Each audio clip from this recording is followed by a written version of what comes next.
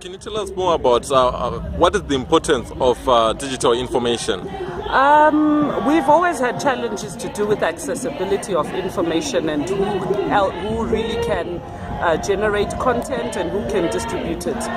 The fact that information is readily available now on any digital device, and that I think you've heard that there's a lot of information or debates around the digital migration process, which really means opening up what was a previously very limited space, whether it was broadcasting space, television space, to allow for many people to access and have conversations around anything that is of interest to them. So having a digital era, mobile phone, internet access, being able to send something on a podcast, speaking to your family on Facebook, or sharing a picture on WhatsApp is something that we never had. And definitely Zimbabweans really need to also recognize that once your information is available digitally, it's also very global. So your issues don't remain your issues alone, but they become an issue that is globally recognized. And we've been talking about being a global,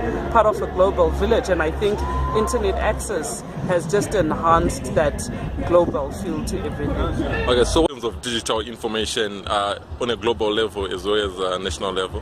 Okay, I think that the Web 2.0 has brought a lot of opportunities, social media in particular, coupled with the fact that, a lot of Zimbabweans and citizens now have access to cheaper data on their mobiles. This means citizens more and more are producing news. They are breaking news more before the mainstream media does it. So this already tells me what the value of that is. But to an extent, it's also sort of killing the mainstream and the press.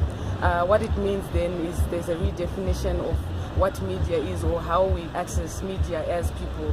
But the value is more people have access at a shorter time. When something happens in Makerere, you hear about it in the next 10 minutes because it goes viral on different platforms, WhatsApp, Facebook, Twitter, before the Herald prints it.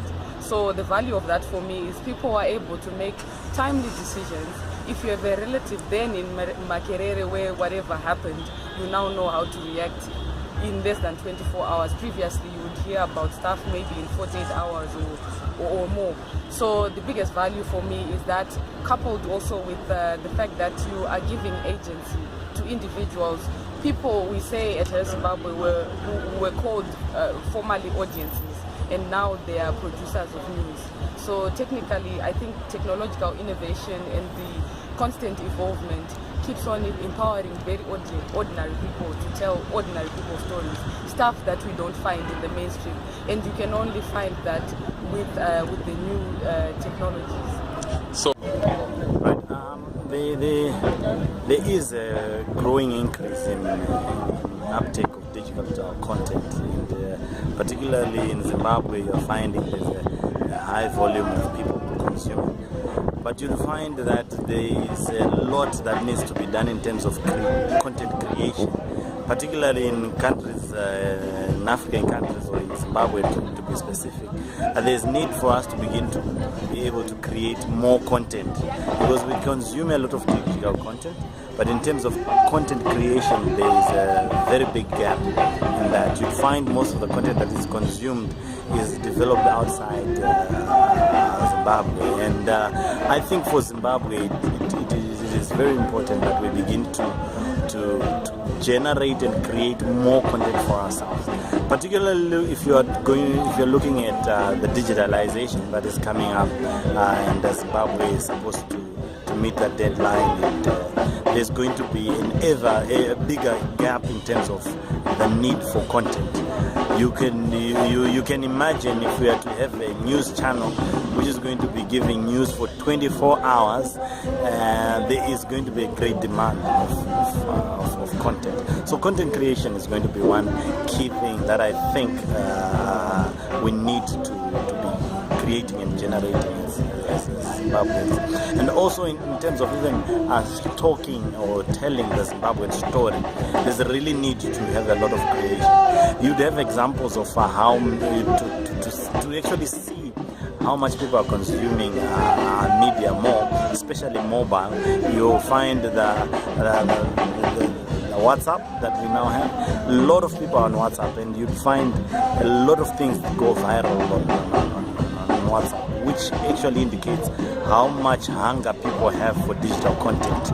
And you'll be surprised, some of the media content will come up with, you'll see it with older people, all people of all ages, and that shows how much there's that great demand for media content. Okay, so what can be done in the Zimbabwean situation that we can create more digital content? I think, first of all, people need to know how to create it. If people know how to create digital content, they will even know how to channel it out more. And also, I think if we as Zimbabweans begin to have a culture in which we are able to really know, and also put some ethics into it, because it's not just a matter of just creating, but creating it in a Zimbabwean context is also very important. To say, if we create content, somebody has to relate that, okay, this is Zimbabwe we're talking about. For example, I can give you just an example on top of my head. When you look at Nigeria, for example, you know it's Nigeria because of their accents. So whatever that they develop, you can identify. And whatever they create, it's in that relation. So in terms of creating content, I think we need to train people. We need to have a lot of trainings that people get. Those who can and those who want will have an opportunity. So it's also creating that opportunity for people to be able to create content, to be able to learn how to create that content. And if those platforms are made available, that will also, in terms of increasing content, will go.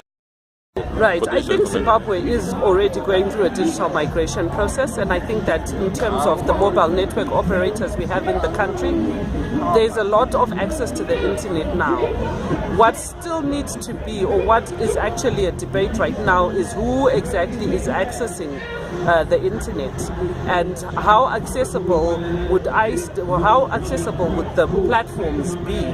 For instance, if we went through the digital migration process, had 12 television channels, who exactly would be licensed?